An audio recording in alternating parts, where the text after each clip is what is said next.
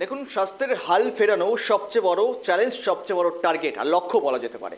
রোগীদের হয়রানি কমানো। দায়িত্ব নেওয়ার পর থেকেই রাজ্যের স্বাস্থ্য পরিকাঠামো নিয়ে তৎপর স্বাস্থ্যমন্ত্রী সন্তোষ মুখোপাধ্যায় এবার বিধানসভায় দাঁড়িয়ে গ্রামীণ হাসপাতালগুলোর উন্নয়ন নিয়ে একাধিক আশ্বাস দিলেন স্বাস্থ্যমন্ত্রী। আর কি বলছেন শোনাবো। সুতরাং এর মধ্যে আমরা একটা ব্লু প্রিন্ট বানাচ্ছি, কিন্তু এই ব্লু প্রিন্টটা আমাদের সরকারের মধ্যেই এখন আছে।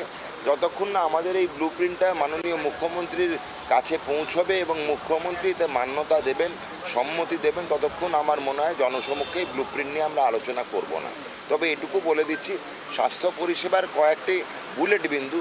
স্বাস্থ্য পরিষেবা যেটা আমরা আলটিমেটলি গ্রাহকরা পাই, তার পেছনে অনেক অনেক বড় অর্গানোগ্রাম আছে।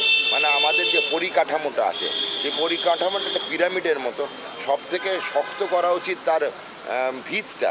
সেই ভিত শক্ত করার কার্যপ্রণালী আমরা নিচ্ছি এবং সেটাই করা হবে। এতদিন ধরে সব সরকার এই চূড়া চিত্তরঞ্জন হাসপাতাল চূড়া নিয়ে খুব চিন্তা ছিল। আমার চূড়ার চিন্তা থেকে এখন ভিতের চিন্তায় বেশি মগ্ন।